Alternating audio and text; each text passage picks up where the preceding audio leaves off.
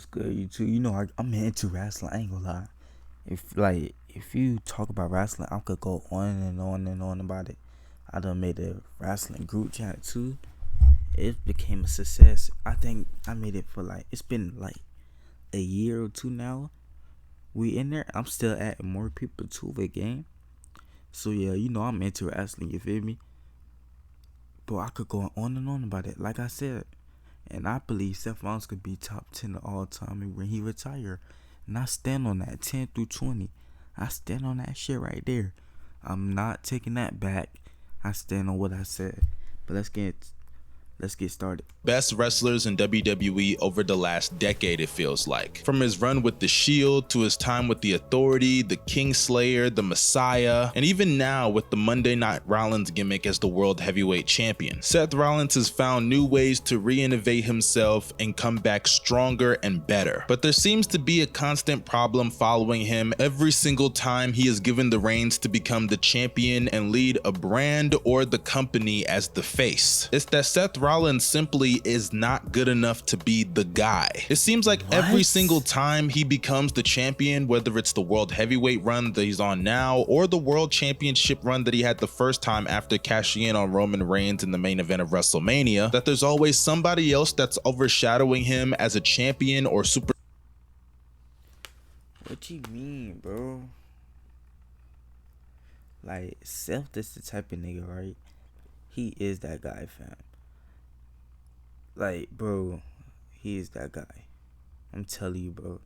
Wait, let me hear what he said. Star in general, or the overall reign is just bad and fans turn on him. Currently, right now, Seth Rollins is the World Heavyweight Champion, and in my opinion, he's having a pretty solid reign. But there's things about it that definitely could be better, and a lot of fans are picking up on it now more than ever. But to understand a lot of these problems with his current World Heavyweight Championship reign, we have to go back to the beginning, when Seth Rollins cashed in that Money in the Bank briefcase.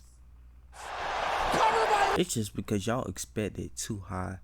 Y'all expected that nigga to be like, bro, y'all. It's a word. I'm looking for it.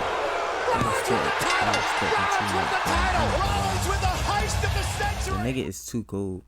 Seth Rollins cashed in the Money in the Bank on Roman Reigns and Brock Lesnar in the main event of WrestleMania. There's very few ways to kick off a WWE Heavyweight Championship reign better than that. Rollins was basically handpicked by Triple H to be his right-hand man and pupil of his eye over the past year, and when he cashed in on Roman Reigns and Brock Lesnar, it was actually a surprise that a lot of us should have saw coming, but because Roman Reigns was the chosen one, a lot of people assumed it just wasn't gonna happen, or if it was, he was gonna cash in and lose. But thankfully he was able to catch. It wasn't at the right time then, I ain't gonna lie. It was not. It was like this era, it was like Seth Rollins zone. But now niggas is on Roman dick. Oh my god, bro. They just, you got Solo cock pleasing this nigga. Jimmy, he just on that bro. Oh my, they just can't get it out, bro. And he went on an 8-month reign with the championship. Rollins had some pretty good matches in that reign. Despite being booked as the chicken shit heel, it worked with the Authority. Matches with Randy Orton, Dean Ambrose, John Cena, Brock Lesnar, I thought were the highlights of his reign. Now, of course, you do have some of the lowlights, like the match with Kane, and to be honest, that whole feud was a disaster. But despite his booking as a character kind of being up and down, especially being booked as a coward world champion, Rollins was still able to go out there night after night and deliver high quality matches with just about anyone on the roster. Unfortunately though, Seth Rollins was not the best champion in WWE around this time. It was actually John Cena. For those who don't know, John Cena was doing his open challenge with the United States Championship, and he was also delivering banger matches every single week. The man went out there with guys like Stardust, Wade Barrett, Dean Ambrose, Cesaro, and he consistently delivered every single night. And John Cena's the GOAT though. Like, bro, you can't really compare them to. John Cena's the GOAT. When you compare the wrestlers, that made wrestling so ass, bro. It made the character ass. When you compare the characters, that's how you. But what happened to Alberto Del Rio? I ain't seen him in a minute either. What happened to that nigga?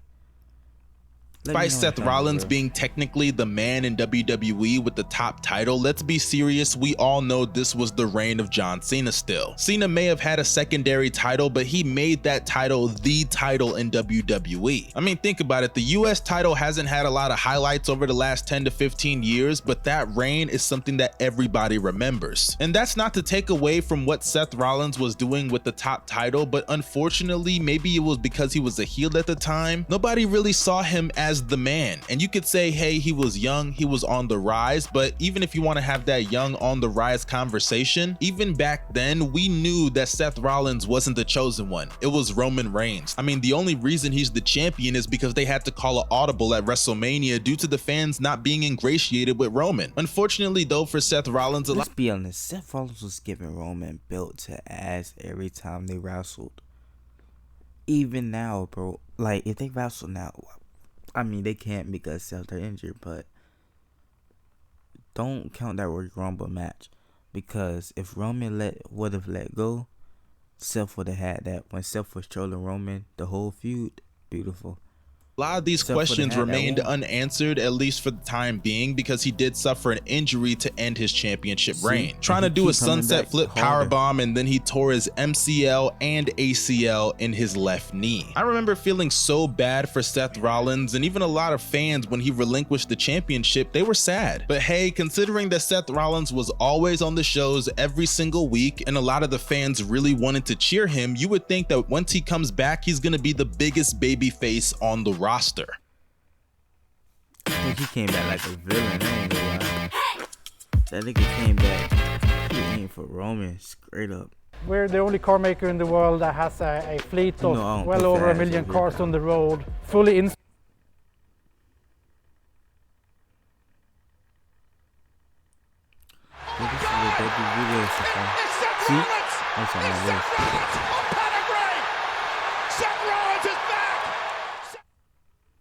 In May 22nd, 2016, Roman Reigns was having a match with AJ Styles, one of the best matches all year, by the way. And after the match, Seth Rollins came back and pedigreed Roman Reigns in the middle of the ring and got a monster reaction. You would think the WWE had just created their next big babyface over the next decade. I mean, despite Roman Reigns technically being the babyface, we all know how that story ended there. Nobody wanted to cheer that man despite him being booked as a white meat babyface. So Seth Rollins coming back and being the babyface with Roman Reigns eventually turning heel, I assumed. Haha, silly me, yeah I know, but still I thought that was something they were gonna go in the direction of. It seemed like such an obvious solution. Unfortunately though, they didn't go with that direction and they decided to keep Seth Rollins as a heel. It was a very puzzling decision. He would come out and get these babyface reactions, but yet he would still come out and shit on the crowd as a heel. It was so weird and lame, and the fact that WWE didn't capitalize off of his immediate momentum as a babyface was the definition of poor execution. I mean, sure, Seth Rollins didn't have to come back and immediately start being happy-go-lucky with the fans, but it's not like we didn't know he was gonna turn babyface anyways, and guess how long it took for him to do so?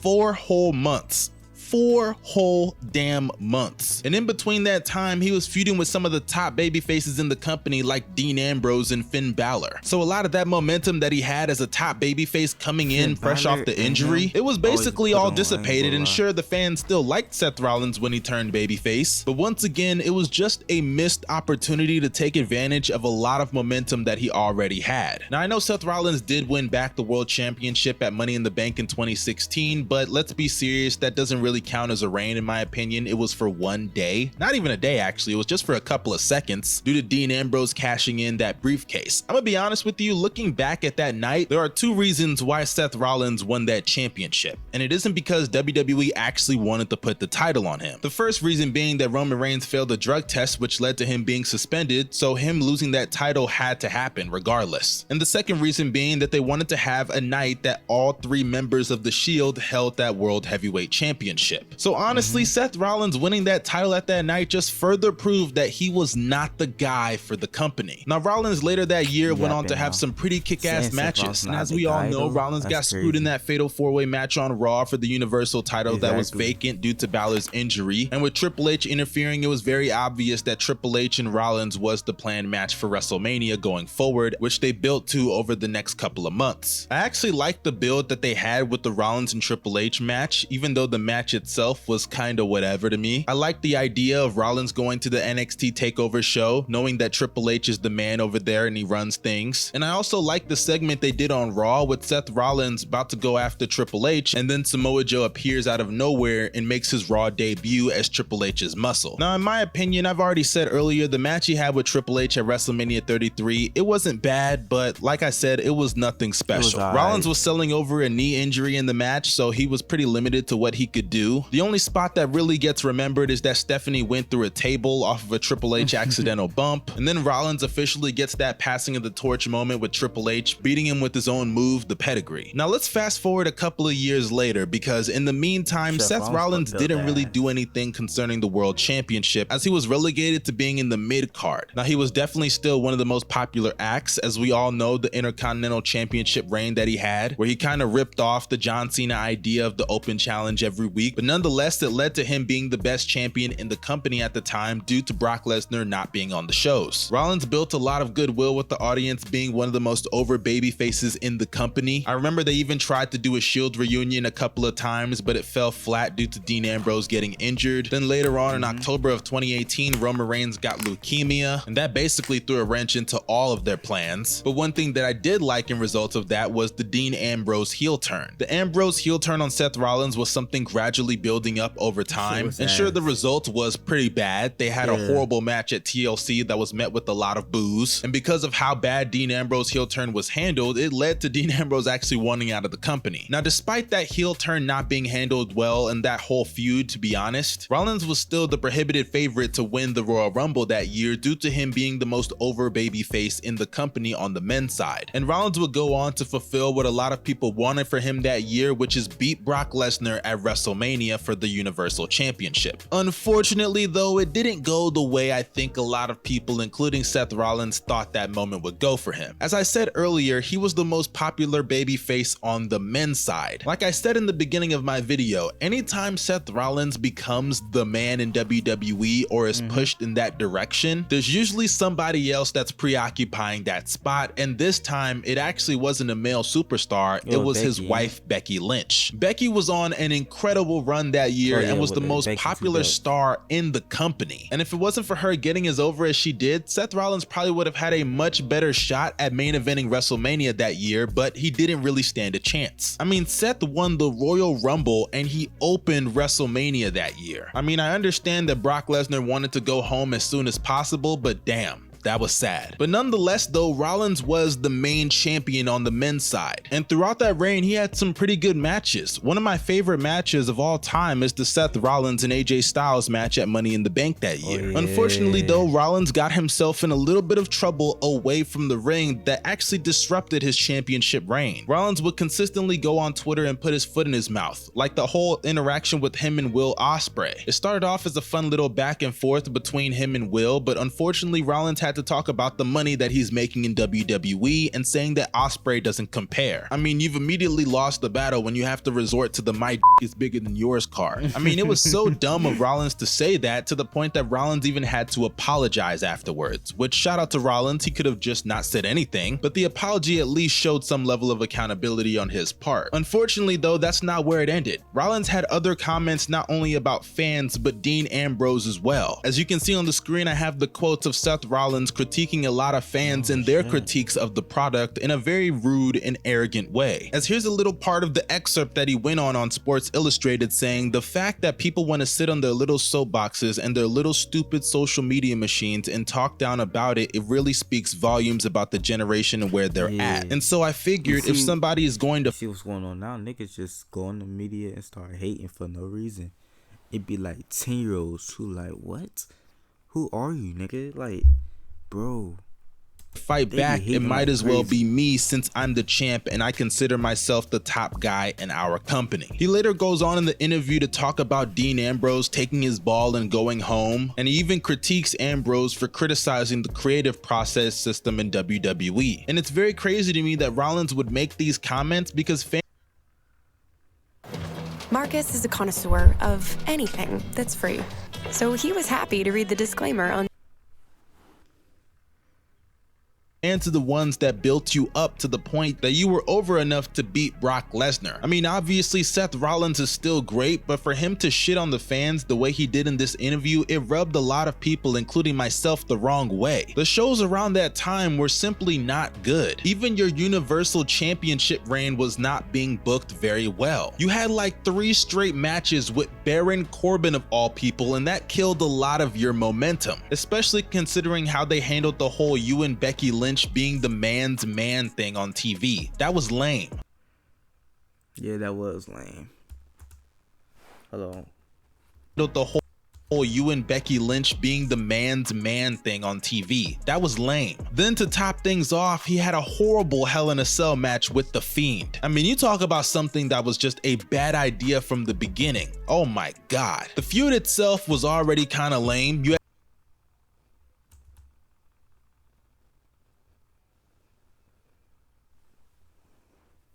Bro, you see what's going on now? Idea from the beginning. Oh my God. The feud itself was already kind of lame. You had Seth Rollins literally destroying the Firefly Funhouse. That was whack as fuck. But the match itself didn't help anybody, especially considering that it ended in a disqualification. Rollins hit this guy with 1,000 curb stomps over and over and over again. It was boring as fuck. Then he hit him with a chair, a ladder, and then once a sledgehammer gets introduced, the referee says, hey, that's too far, I gotta call for the bell. So it's no surprise that the fans are going to hate all over the product when you're the champion, you're the top guy, and you're being booked like this. The fact of the matter is your championship run had some good matches, but the storylines in your character was pretty damn lame. That's why in the latter half of your run, you were getting pretty mixed reactions. Mind you, Rollins was a babyface. He was supposed to lead the company as the face of the brand, and the company was going through all-time lows in viewership and ratings. It's not all Seth Rollins' fault, but you have to put some accountability on not only him as a champion, but him outside the ring as well as a person. He didn't represent himself or the company very well in the eyes of WWE fans, and it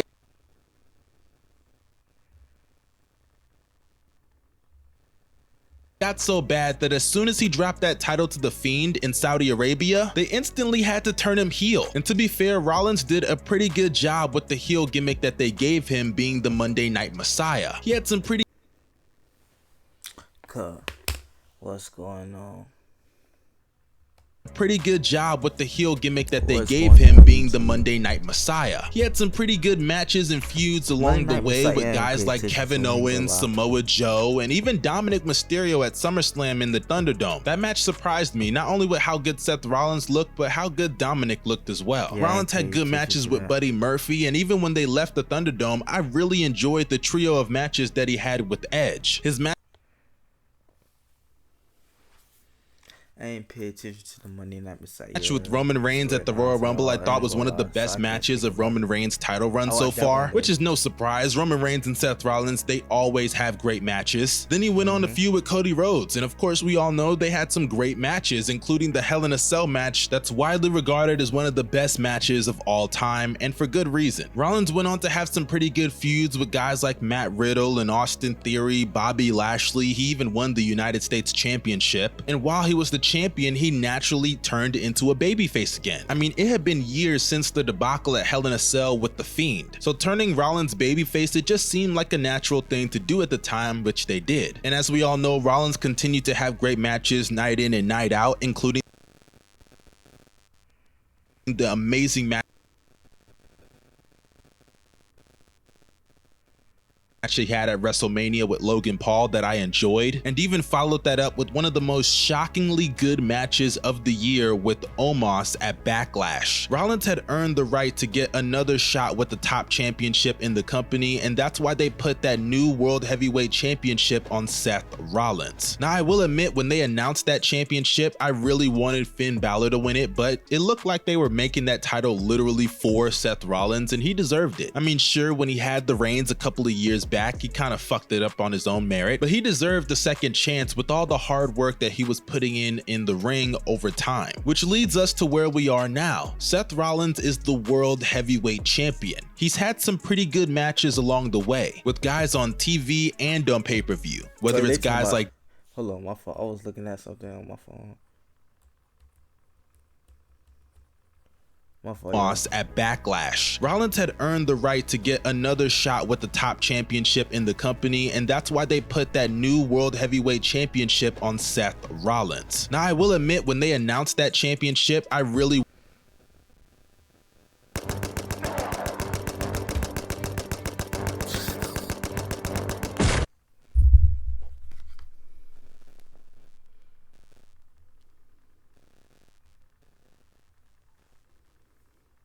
wanted Finn Balor to win it, but it looked like they were making that title literally for Seth Rollins, and he deserved it. Yeah. I mean, sure, when he had the reigns a couple of years back, he kind of fucked it up on his own merit, but he deserved the second. I ain't gonna lie, Seth Rollins been facing comp though. You got, it's like Drew McIntyre was Raw, Sammy was Raw, who else? Shinsuke was Raw, AJ was alright at the time being.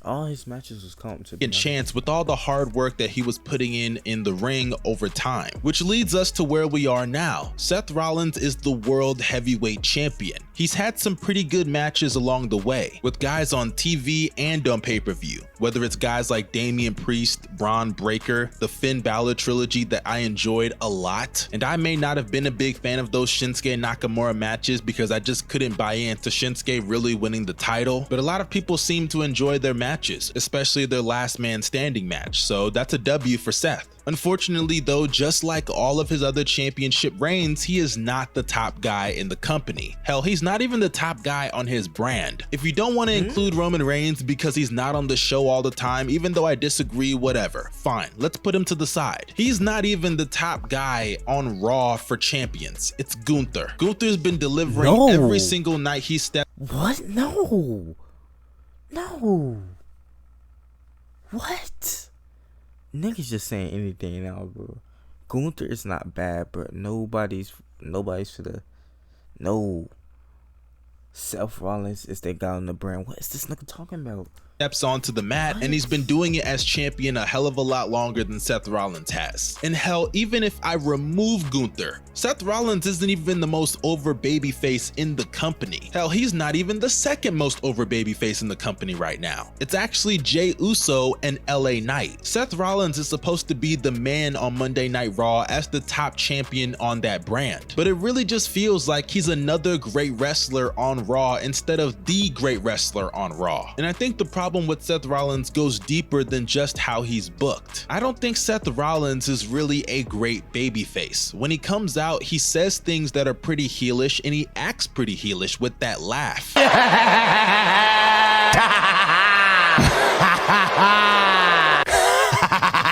And sure, he gets babyface reactions. It's not like I'm saying you should turn him heel, but he's not really gonna ingratiate himself compared to other guys who have better stories and just flat out better characters that the audience can relate to. And that's been the story of Seth Rollins' entire career as the man in WWE. I look at Seth Rollins very similar to guys like Randy Orton, Edge, and Triple H. They had their moments where it looked like they could have been the top guy, but anytime that they were really given the reins to do so, it never really worked out. Now, I will say in the case of Edge, he never really got that opportunity, and when he did, they took the title off of him in a month. But in the case of guys like Randy Orton and Triple H, they had the reins to be the man for periods of time, but it never really worked out long term, especially in the case of Triple H, because that reign of terror is just so annoying looking back on it. Edge, Triple H, and Randy Orton, they are definitely the faces of their generation, not the face, but one of the faces, but they weren't ever really the guy in WWE. They were usually the guy that works with the guy. They worked with guys like John Cena, baby faces that were white hot like a Jeff Hardy, a Daniel Bryan. And because they were so great in the ring or with their character work as heels, they were able to get the best out of those feuds and matches, which is very similar to Seth Rollins. Rollins, in my opinion, will never really be the guy in WWE. And if you've heard interviews from him, he said that it eats him up alive all the time. He wants to main event a WrestleMania one day, and he does still have time to do it, but with the way wrestling— Seth Rollins deserved the main event in WrestleMania. I don't know what niggas be yapping about, bro. He deserved this angle. Fans are fickle, or just how popular guys can get over short periods of time. For example, a guy like LA Knight, nothing is promised in wrestling, and Seth Rollins has experienced that firsthand. But those are just my thoughts, you guys. I want to know what you guys think about Seth Rollins' career, and do you guys ever think he will be the man in WWE? How are you enjoying his World Heavyweight Championship reign so far? Let me know what you guys think down below. His championship reign so far, it was good, bro, but he injured, so I can't really say too much about it. But this video was a dub, I ain't gonna lie. He chopped it up good. He chopped it up better than me, I ain't gonna lie. But Seth Rollins had comp. Nigga had Finn Balor. Finn Balor was comp, I ain't gonna lie. Then he got who else? Damian Priest. He had a lot of matches, bro.